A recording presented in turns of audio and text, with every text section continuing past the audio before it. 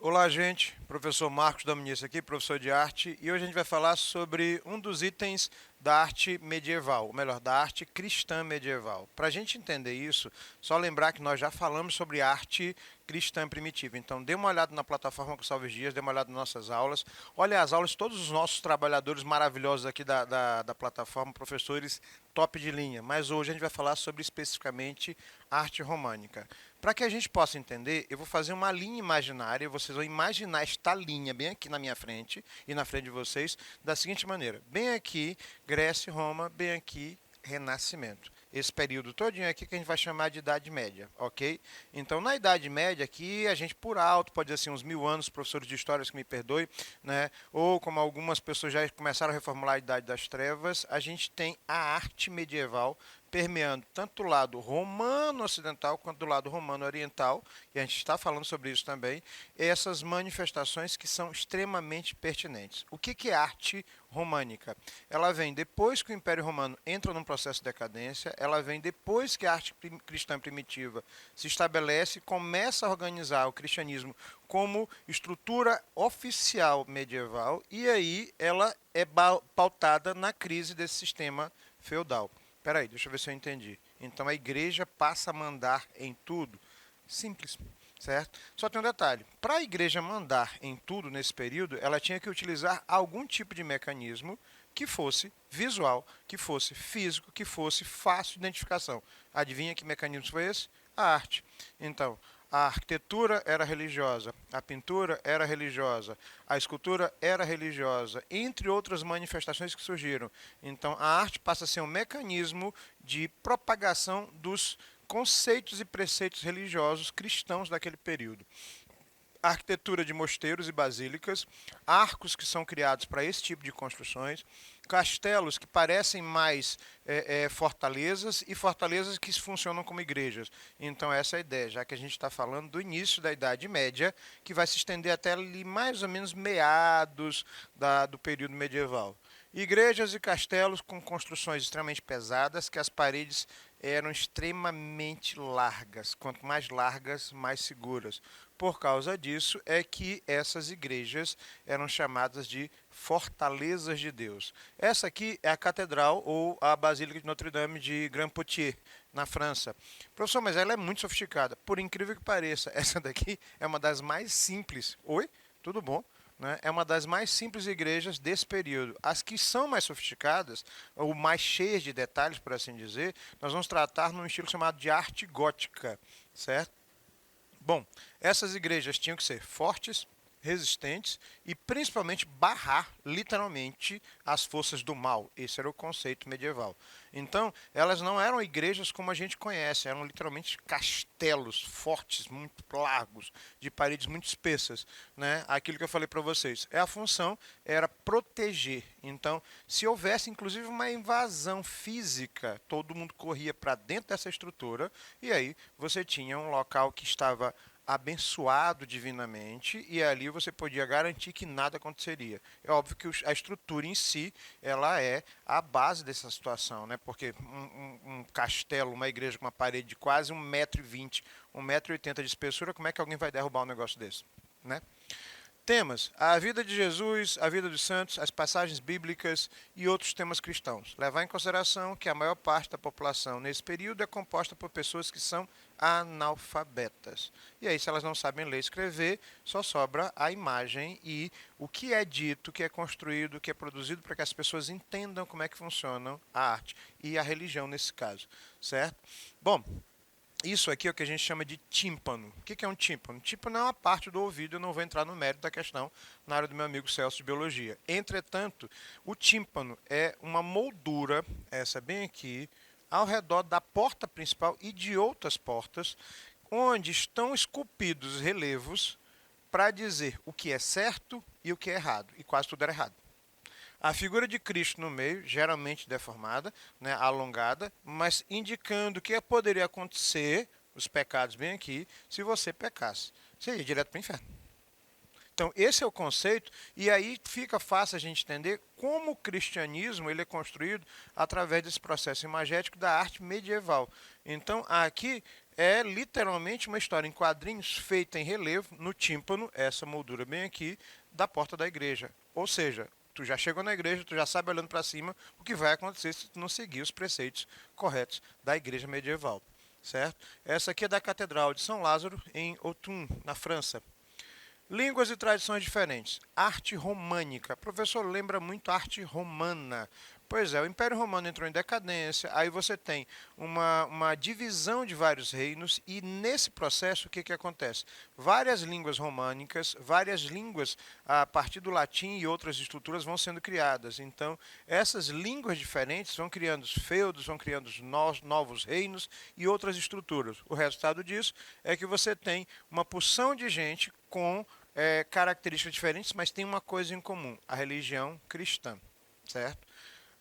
Nesse período, você começa a construir muitas igrejas. E aí você tem várias igrejas, são construídas para a quantidade absurda de pessoas que passam a se converter ao cristianismo. E aí é óbvio, né? Com essa situação, tem até uma parte da história, né, da virada do ano 999 para o ano 1000, onde todo mundo realmente acreditava que o mundo ia acabar.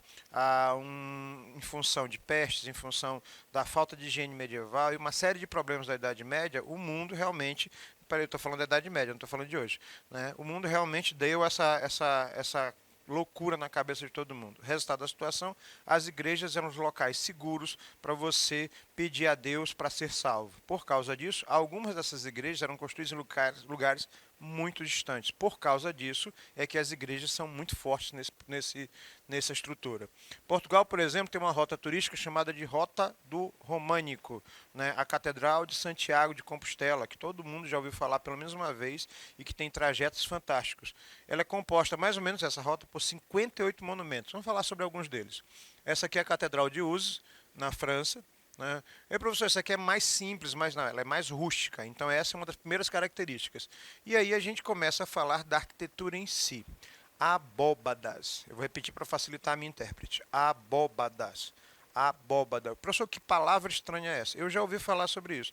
A abóbada é uma cobertura em forma de meia bola ou meio círculo. Eu já vi isso num filme. Pois é. Isso aqui é uma abóbada, é um arco pleno, que a gente chama na arquitetura, e ele vai se repetindo sequencialmente. Para que servia isso? Para fazer o pátio ou nave central, que eles chamam, e os corredores laterais. Qualquer filme bom de terror tem alguém que vá correndo pelo corredor lateral de uma igreja dessa. Pois é, para você ter uma noção de como isso aqui é mais perto do que a gente imagina. Então, esta abóbada bem aqui, ou abóbada em forma de berço, que a gente chama, é um prolongamento de um arco pleno. Mas também tem outras. Por exemplo, a abóbada de berço, naquela que eu mostrei anteriormente para vocês, e a abóbada de aresta. É uma dessa aqui com outra casando. Não entendi, professor. Uma aqui, outra aqui. Elas formam uma cruz, né, vista de cima. E essas duas estruturas foram utilizadas na igreja justamente para que a gente pudesse fazer novas construções maiores e abrigar maior quantidade de pessoas. Por causa disso, foram feitos 3 tipos de igrejas. Né? As igrejas do estilo peregrino, as igrejas do estilo Cluny, que é uma cidade francesa, e as igrejas italianas, que são as igrejas mais sofisticadas. Na prática, as igrejas do estilo peregrinos eram as mais rústicas, mais simples, mas elas apresentavam uma característica interessante, formato de cruz. Essa aqui é bem discreta, mas ela funcionava desse jeito. Então, como é que era esse formato de cruz, professor? Vista de cima, ela era assim, ó.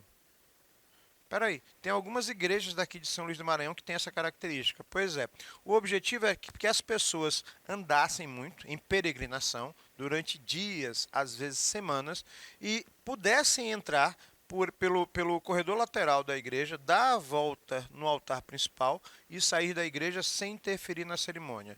Mesmo assim, as igrejas, fisicamente, externamente, eram muito simples. Mas por que essas igrejas eram simples se elas foram construídas num período onde tudo era muito de ostentação? Por quê? Porque elas eram construídas em lugares muito distantes, em lugares rurais, em áreas que você andava quilômetros sem encontrar uma alma viva. Né? A expressão fica fácil de entender. Só que essas igrejas existem até hoje, elas fazem parte de uma série de pontos turísticos da Idade Média da Europa, desde a Idade Média.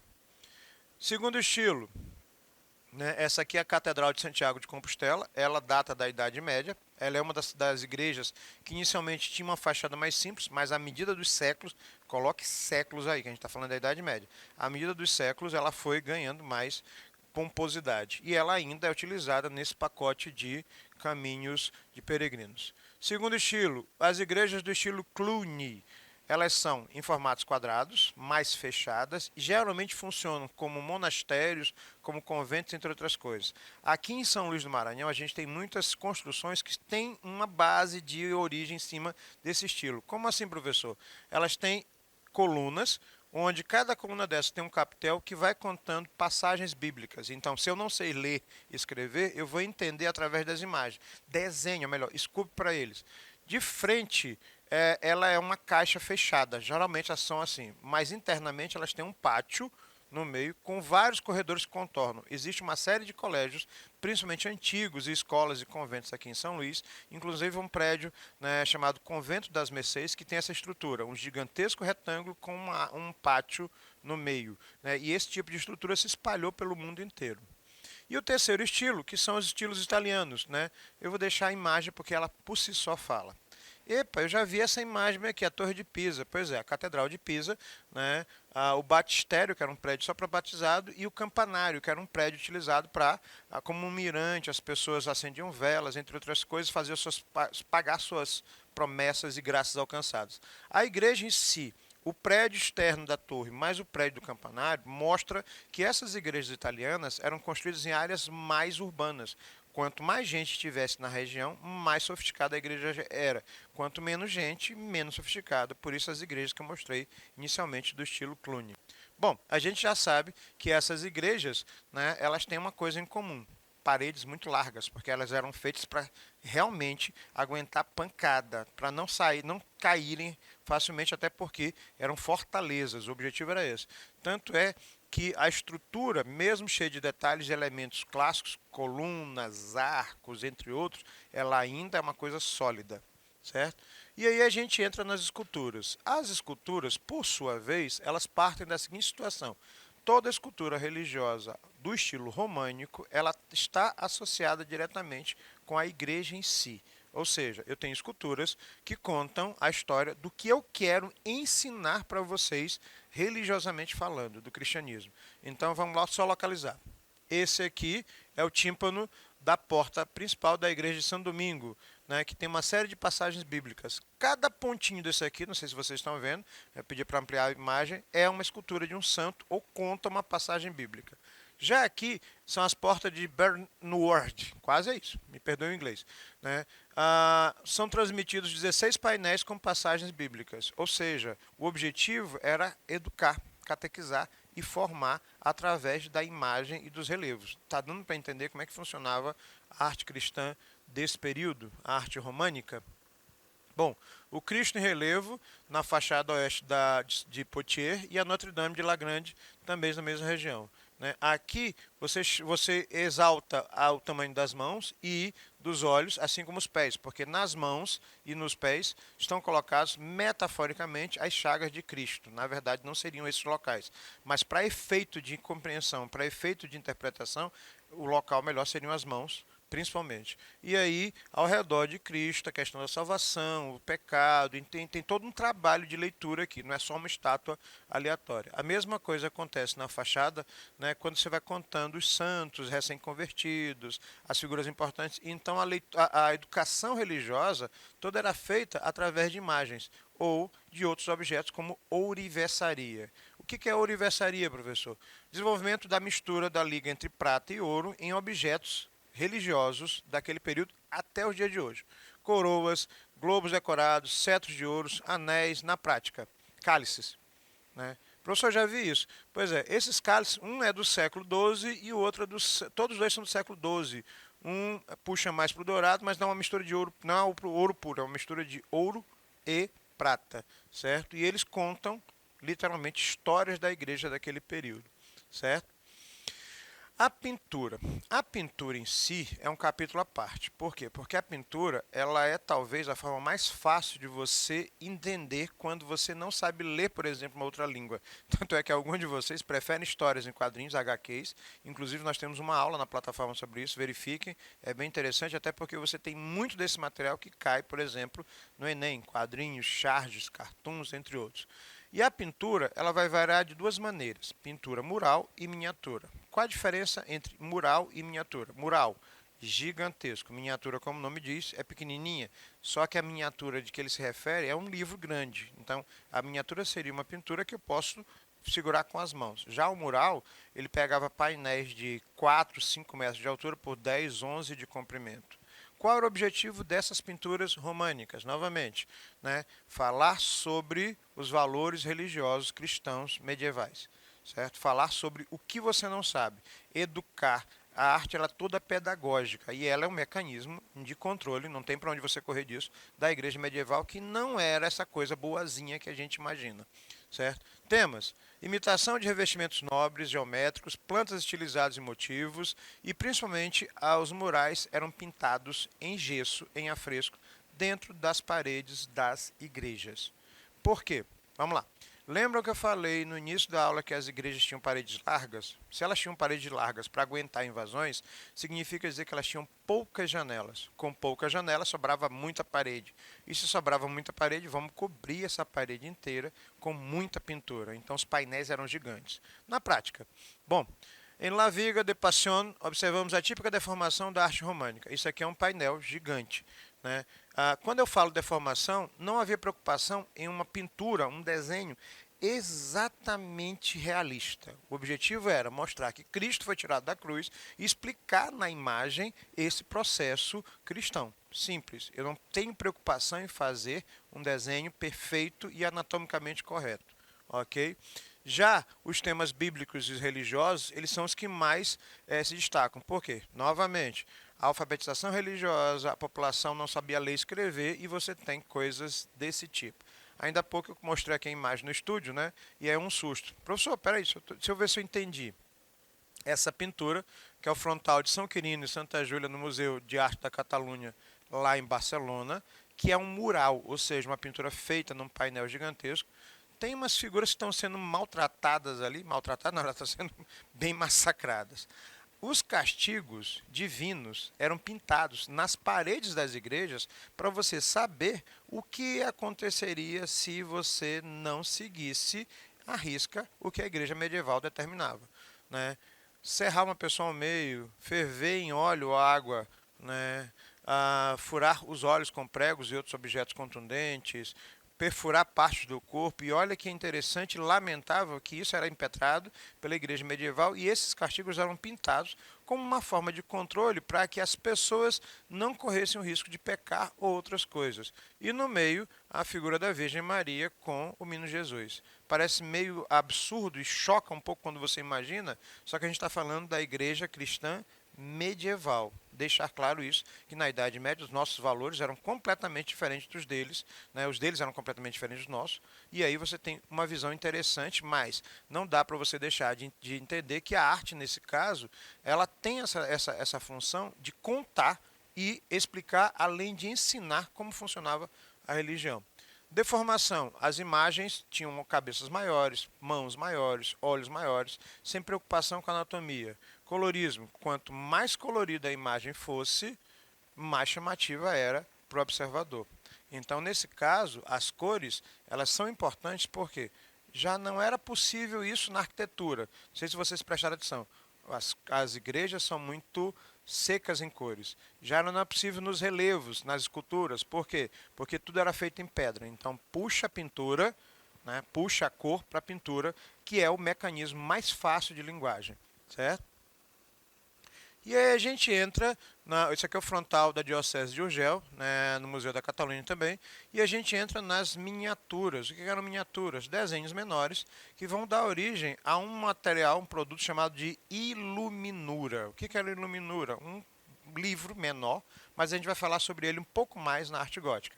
O que é interessante você perceber é que a estrutura religiosa das pinturas favorece e muito, né, o conceito da religião cristã medieval. Então, o que, que eu quero? Eu quero que você seja fiel e eu quero que isso cumpra os preceitos da igreja medieval. Só que essa igreja medieval, digamos assim, que ela era um pouco contundente, um pouco muito contundente nas suas ações, certo? Então, eu vou ficar por aqui e eu quero que vocês pesquisem mais sobre arte românica. Por quê? Porque ela é a base da arte cristã medieval. A gente ainda vai falar sobre arte gótica e arte bizantina. Acredito que a arte bizantina já está na plataforma.